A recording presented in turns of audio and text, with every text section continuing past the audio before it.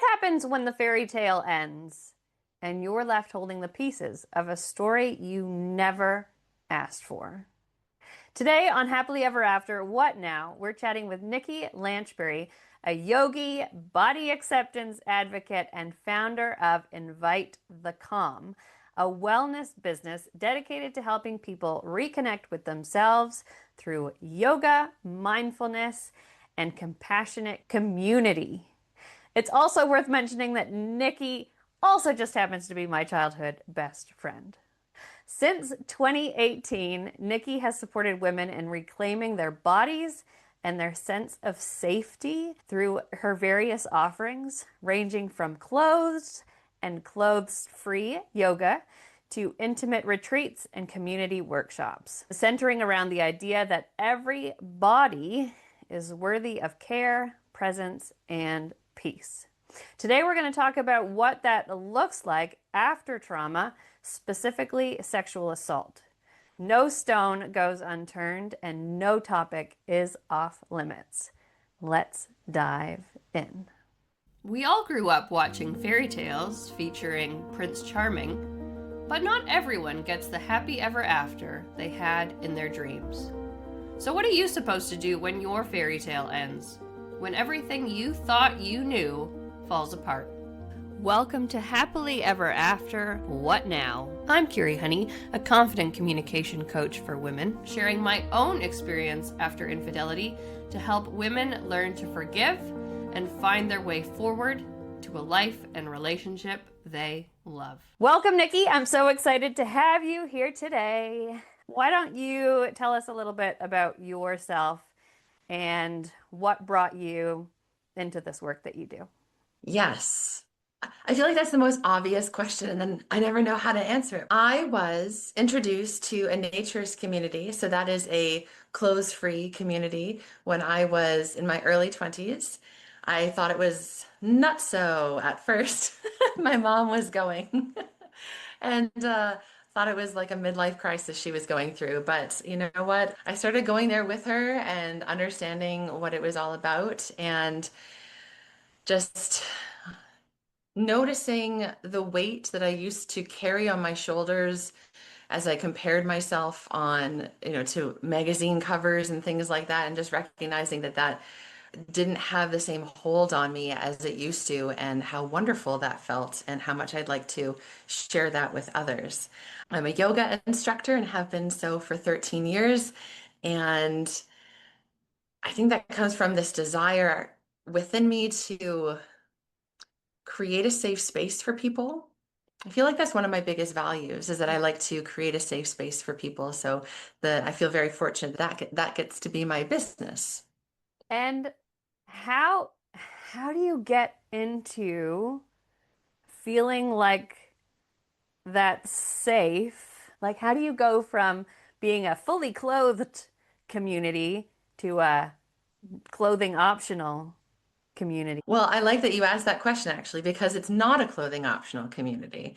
I Okay. think I would feel really uncomfortable if it was because there's people that are clothed there and you're not, then it's a weird balance. Mm. So everybody's just on the same page. Everybody strips off at their car or puts their stuff in a locker, and then everybody is the same. And it's an act of vulnerability with everyone. And I feel like there's safety in that, and that we're all like, yeah, you know what? I don't know if I really want to follow the rules from out there, at least for today.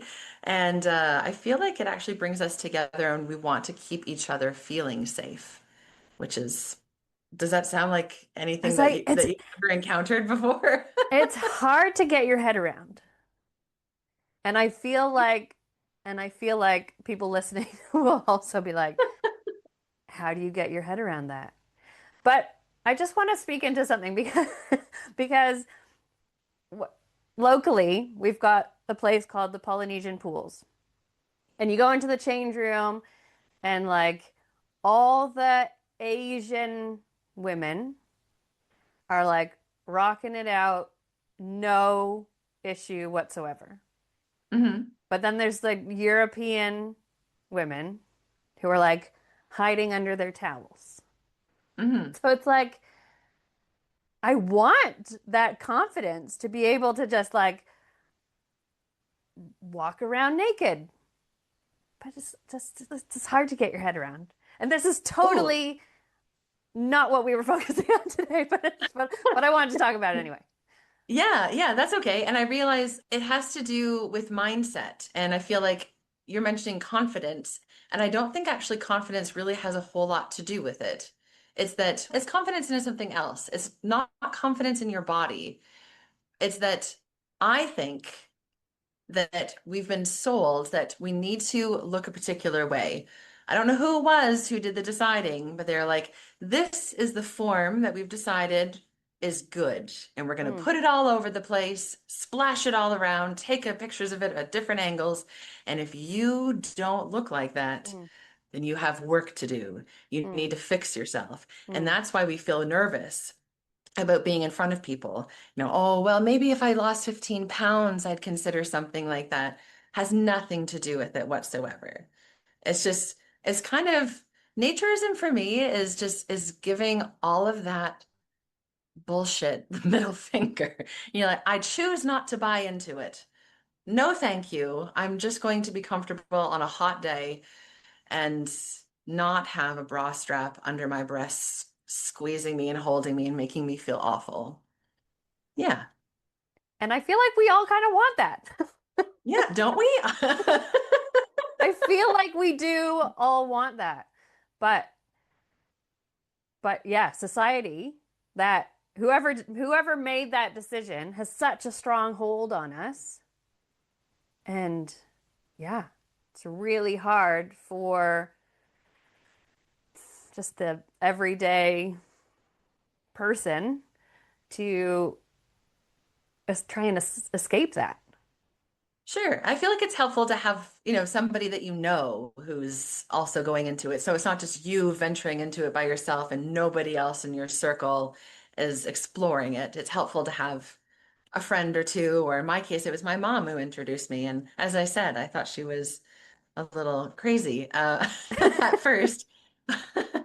But then I got there and really loved it. I worked at the place for 8 years, eventually being the operations manager, and now I just teach yoga there and enjoy myself. So yeah, it's very much my community. It's pretty amazing. And it's like I totally thought you were nuts, so I just started to. That's okay. But also, I think the thought of it being nutso is actually more out of jealousy because it's like I want that, but I don't know how to have that. Or yeah, I don't know how to feel that free or yeah, does that make sense? It's having the confidence to go against the grain. Yeah. And Yeah. that is hard because then you have to be like sometimes you feel like you have to justify yourself. Why don't you have kids? Why you made these life choices that feel Yeah. so freeing? How dare you enjoy yourself and be free all the time? I know. Well, I mean, people used to say I was weird when I was a kid. And then I remember mentioning it to my mom, and she was like, tell them to use the word different instead of weird. And I remember saying that. I remember being like 10. And they were like, my mom says to say different. And then it swung back the other way at some point, and I was like, no, I embrace weird.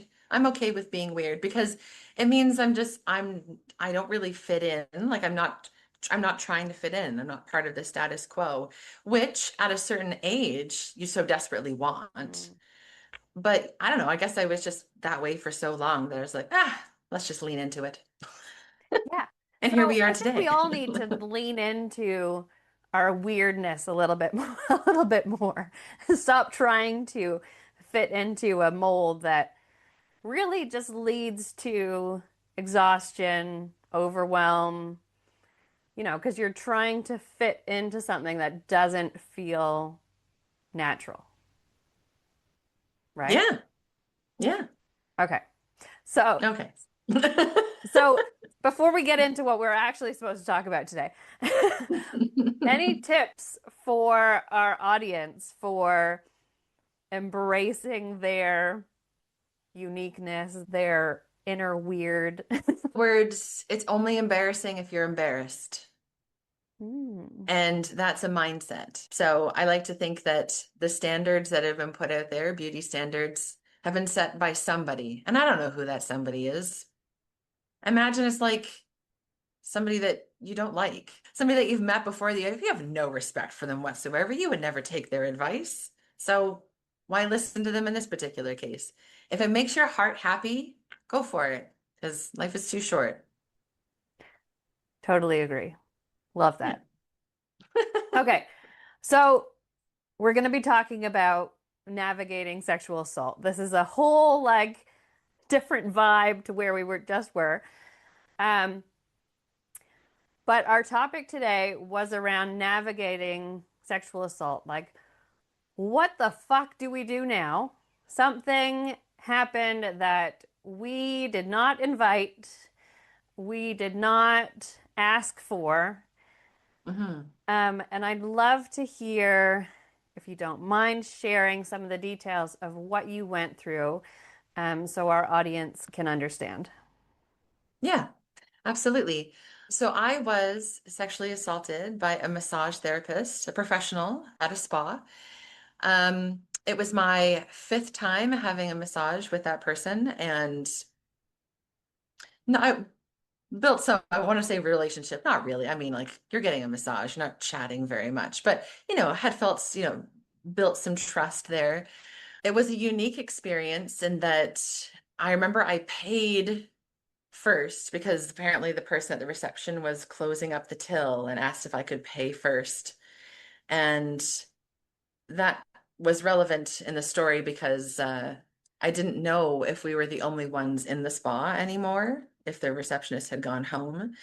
I get massages all the time, usually once a month, and I dated somebody who went through to be an RMT. So I know how it's supposed to go and how it's not supposed to go. And I recognized that the draping, so like the tucking of the sheets and that kind of thing, wasn't going how it usually does. That was my first little clue. I'm like, this, it's not tucked and it feels kind of puffy. And if it's fluffy, then he potentially could see. And that's weird because that's never happened before.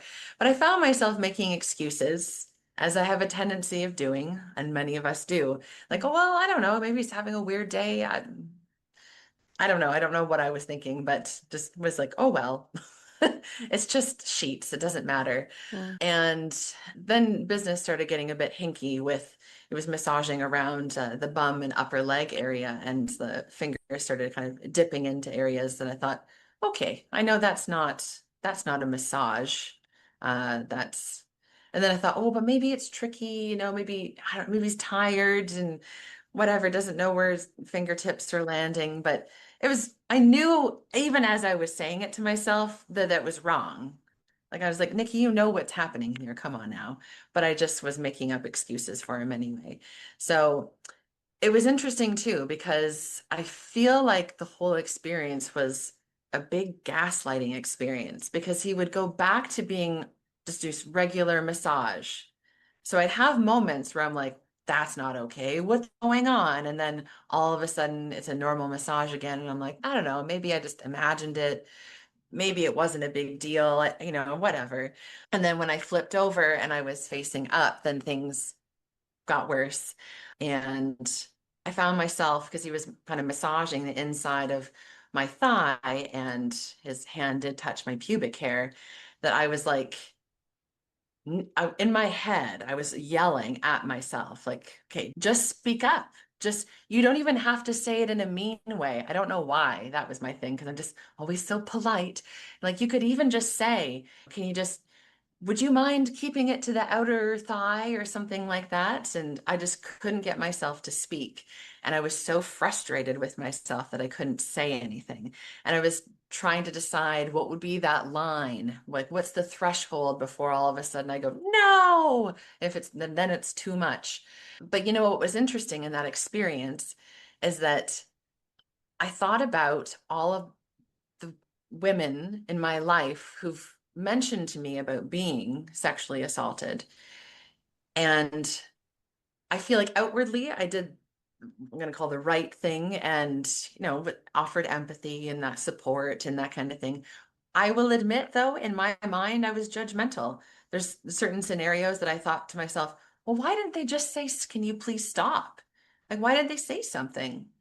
I didn't get it Mm, until that moment. And I remember mm. as I was laying there and yelling at myself to just frickin' say something, I was like, I see. I get it. I know. I get it now. Why they couldn't. So, anyways, after the massage, which was back and forth between like a normal massage and not a normal massage, he left. He came back with a document for me to sign that would give him permission to touch other body parts, which I mean, like you have like a mammary massage, or like if you needed like a glute massage and you would sign something like that. I have done that before for a glute massage. Um, but this was like a whole like you give me permission to touch you anywhere kind of thing. And in my mind, it was like, don't sign it. That's going to make such a problem for you. And the trouble is, in that moment, is that I know that if I sign it and leave, I can be safe today. If I chose to be like, no, I'm not going to sign that, I don't know what's going to happen because I don't know if we're alone in the spa anymore. I don't know if that girl's downstairs. So I just took a moment and I glared at him. That was my way of communicating. I couldn't find words, but I glared at him and he said, "I know, I should have had you sign it first." And then I like signed it anyway. And then I left. And when I got home, my husband asked how the massage was, and I said, "I think I was sexually assaulted."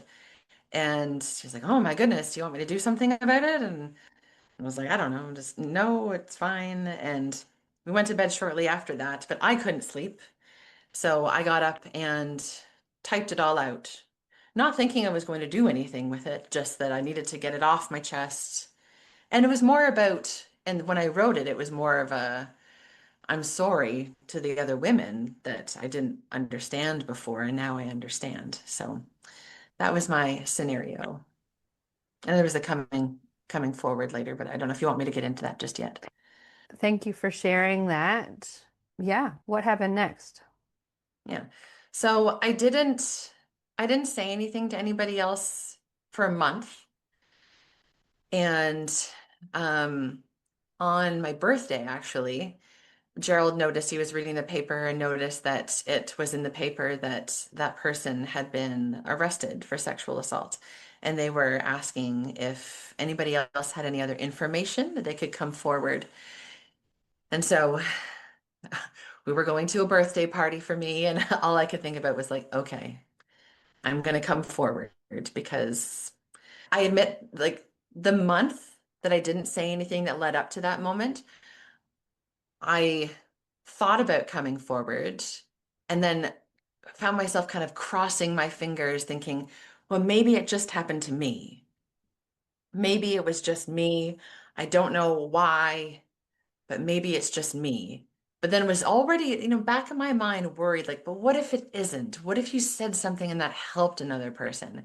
And so when that came out, I felt so much guilt thinking, oh my God, did this happen to another person because I didn't come forward earlier?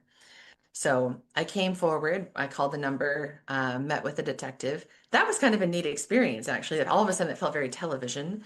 I guess, ooh, um, in a room with a little recorder, and I guess there's a person, like one of the walls wasn't really a wall, it was a window, and somebody was on the other side. And so at first, it felt really good saying the story. And she said, "Okay, great. Well, I'm just going to step outside and talk to the person out there, and I'll come back in just in case there's anything I missed." And when she came back in, she started asking some really specific questions. And she said, if you don't know, just say, "I don't know." Okay. And the questions were things like, was there music playing at the time? And I found myself answering like, well, I mean, there usually is. She's like, no, no, if you don't know, remember you have to say, I don't know. I'm like, oh, okay. I don't know. What was he wearing? And then well, he's usually wearing a uniform. No, no, no. If you're not sure, you have to say, I don't know. And then I found like all of a sudden, it was like, was it a left hand or a right hand? And all this kind of like really specific details. And I needed to say, I don't know, over and over again.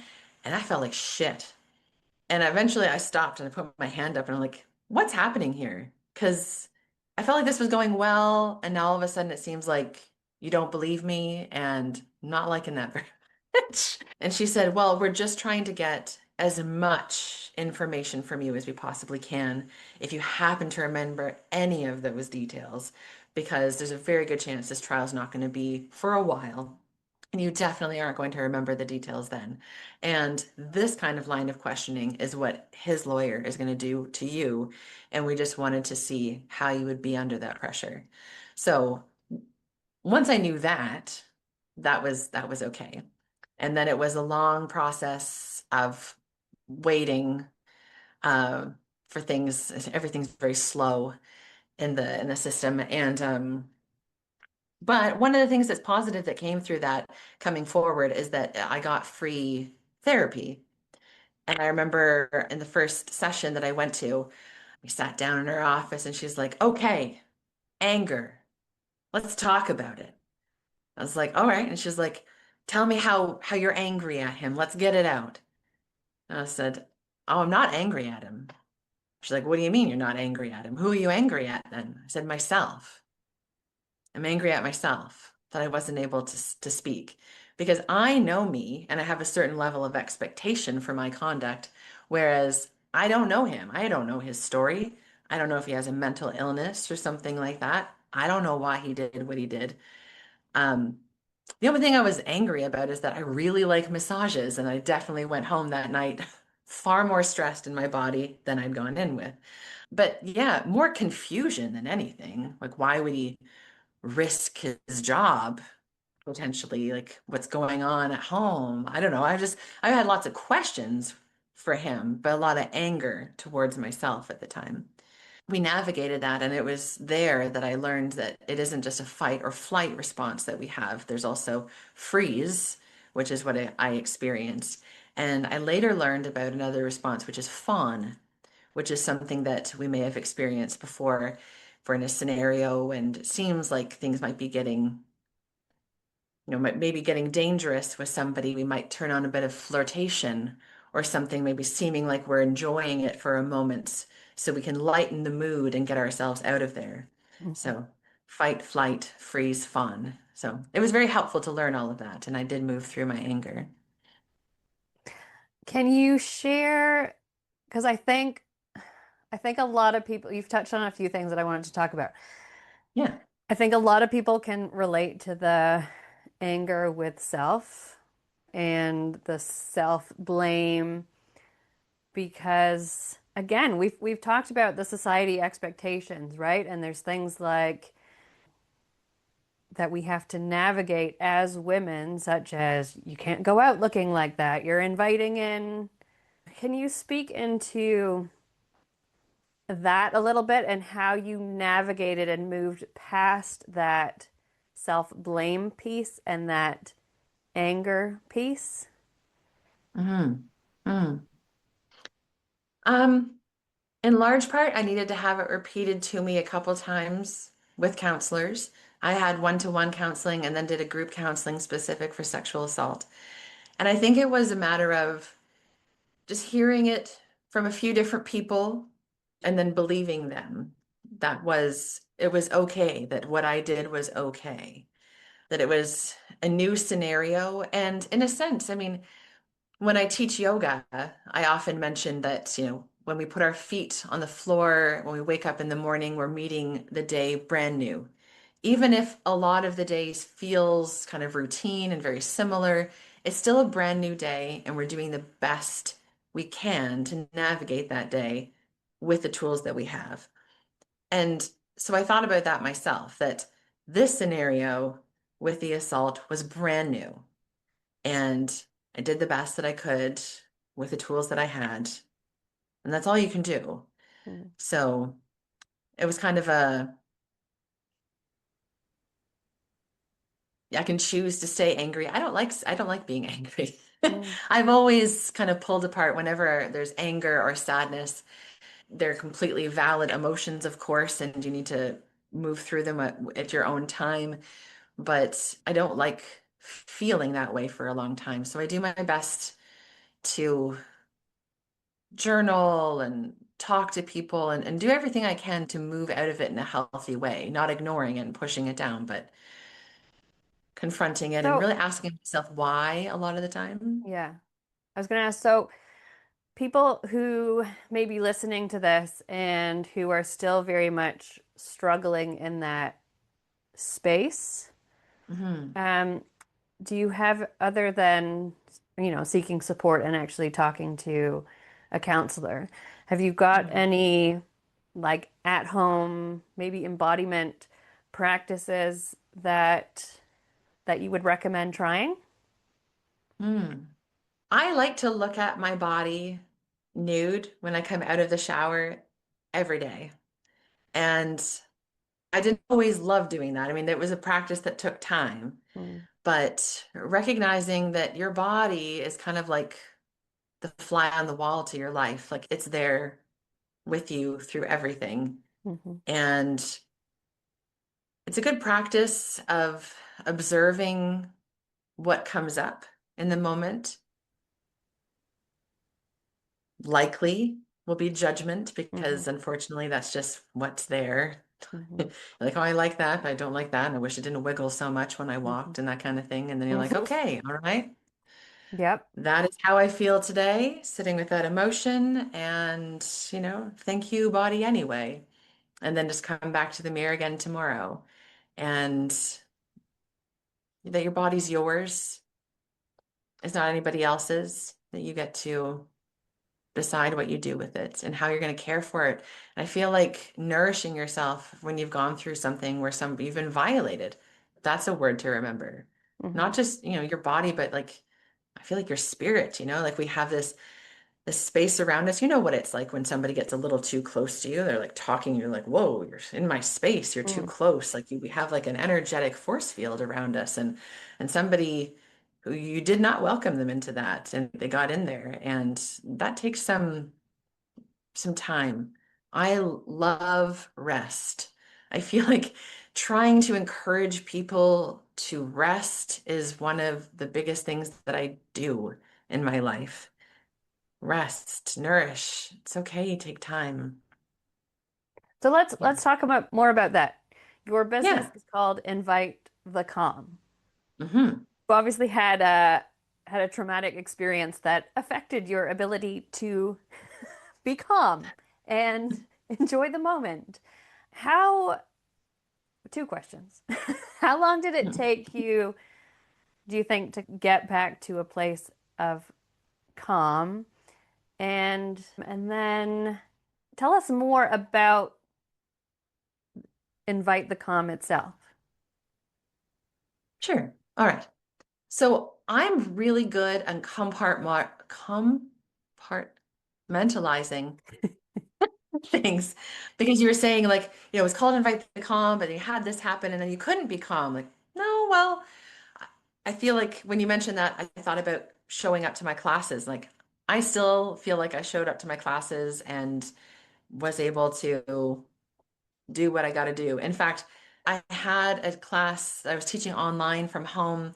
There were glass doors in the room that I was in, and somebody was knocking at the door, and he looked exactly like the guy, the Mm, massage therapist. And I'd been on the phone with people about, that he's not allowed to come within a certain amount of distance of me. And if I'm at a grocery store and he's at a grocery store, then he's supposed to leave and things like that, which I think was all meant to protect me, but then I just found myself every time I went into a store looking around for him. So I was in that state, that high alert state, and somebody was knocking at the door, and man, as I say, it looked exactly like the person. So I put us all into a child's pose, hit the mute button, and then ran out where Gerald is, and that's my husband, and told him like, I think he's in our backyard. And it was just somebody who was there to clean the gutters, but they looked very similar. And then just came back and hit the mute button again and continued teaching my class. Um, I was doing my best to follow that advice that I said earlier about like rest and nourish and that kind of thing, but I was still working and it came out in spurts and that kind of thing. So I feel like it wasn't with me all of the time. Mm. Yeah, it It's wasn't just with about me. being kind to yourself, eh? Yeah, yeah. Hmm. Yeah, allowing yourself the time to process, allowing yourself the support to work through it and knowing that it's okay. Absolutely. Yeah. Yeah. Does he want to rush it? I feel No. like we would be like, "Yeah, it might take other people time, but this shouldn't take me that long." I feel like Mm-hmm. we're always like that. We're always like, Mm-hmm. yeah, I'm so power to her taking a year. That's great. I totally support it, but this should take me like 2 weeks, right? And then and then I'm gonna get back to my life. Right? And then we get so upset with ourselves if it doesn't go as quickly. Hmm. Because yeah, we do have such high expectations of what we're able to achieve. And you alluded to that before, like when you were talking about how angry you were at yourself, like you had such high expectations of how, you could navigate this, and somehow it didn't go that way, right? So Hmm. you needed to Hmm. find a whole lot of grace for yourself there as well. Yeah. When you were speaking just then, I was thinking about another piece, which is you obviously love getting massages. This put a damper on that. How, and I know that you have because we've talked about this, but how did you get back to being able to enjoy something that was so fundamental in your enjoyment practice? How did you get back to Yes. that? Yes, I appreciate you asking that question. So, um, yes, it was part of my like, every once a month I would go. And so I had a couple of months that I didn't. And then I just thought, he doesn't get to take that away from me. This is my thing. And I'm going to go for a massage. And maybe never with a man ever again. Although I don't like to say never, but certainly for now, that'll be my boundary for now. That I'm going to say not a male massage therapist. And I even went back to the same spa and just had them put a note on my file that this is why, and not in that room, please.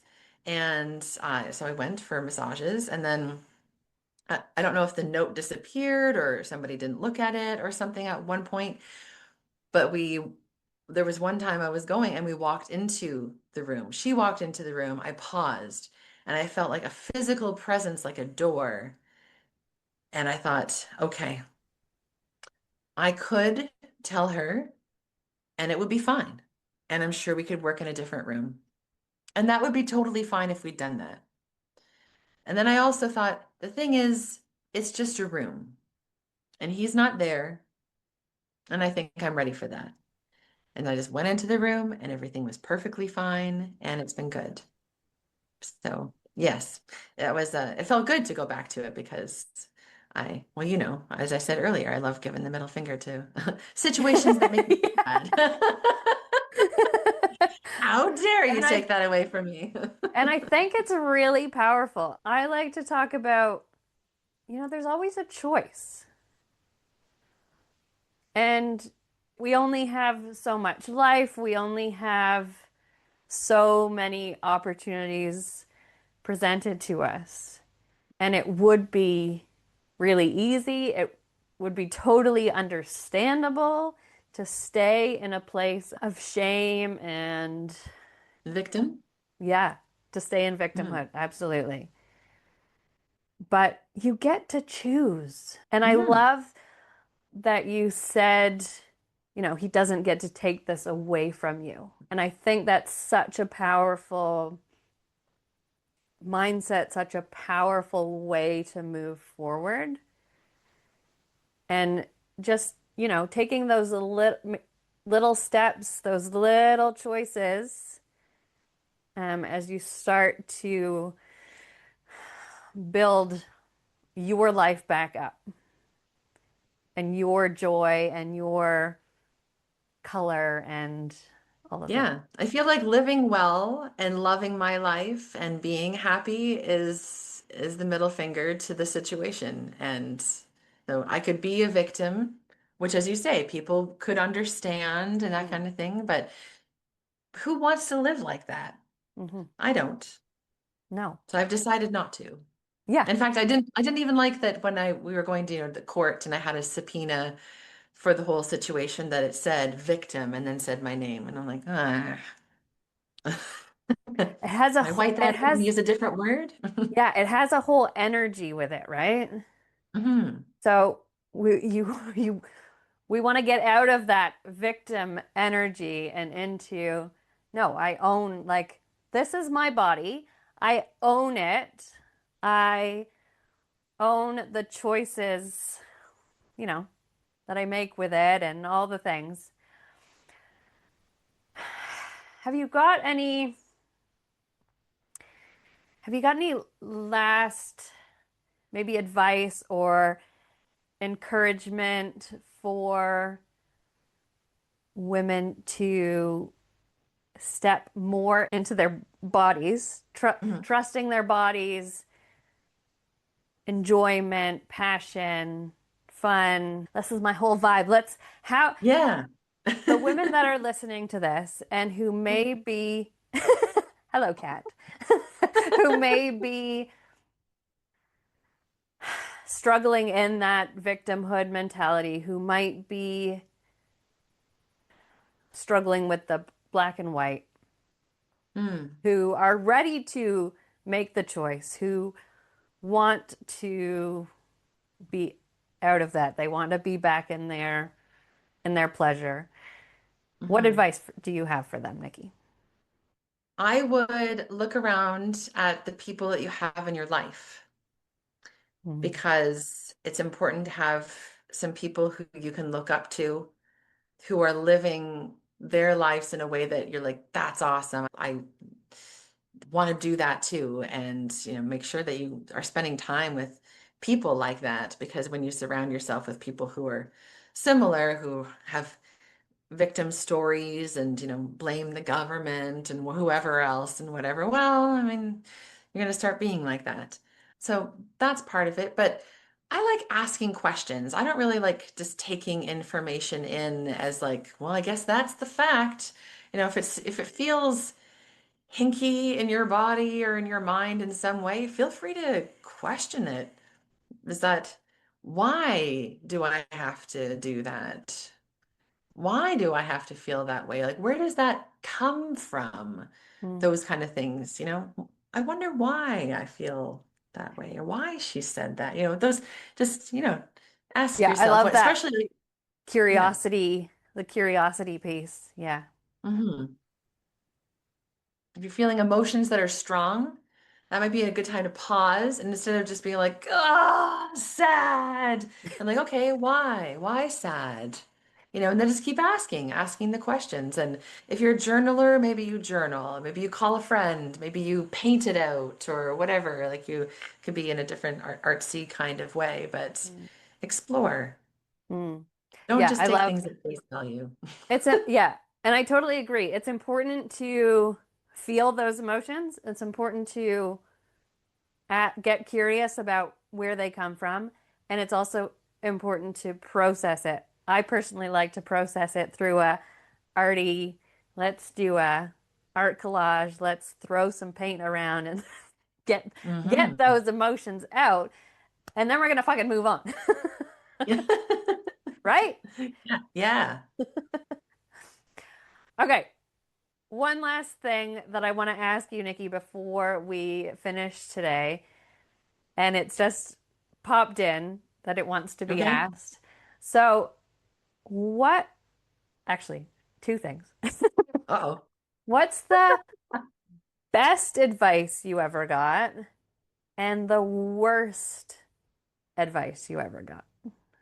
Now, before we hear from Nikki about the best and worst advice she received and her final tips to bring it all home, let me interrupt your regular scheduled personal development journey with something that might just change your day, or at the very least, get you out of your head and into your body. Remember when you used to feel full of life and color before it became all about laundry, mountains of expectations, and that vague resentment you can't quite put your finger on? Before everything started feeling a little bit gray? Let's fix that. The Recreate Ritual is a free feel good PDF designed to help you reconnect with the woman you actually are, not just the one everyone else needs you to be. It's 10 minutes, zero overwhelm, and it's about softening back into yourself, into trust, and to help you reignite that spark that is still flickering in there somewhere under the mental load and mismatched sock. But let's be real,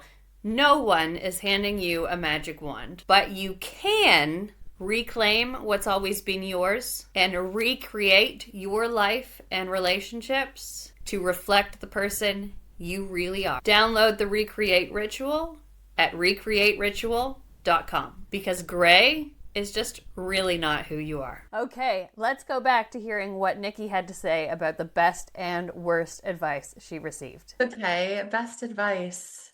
You know what? When I was a server at Bear Oaks, so it's like a naturist place, and during the week, it's a lot of folks who are retired, and everybody was always telling me, do it while you can. Life is short, and they would say, I always plan to take the trip.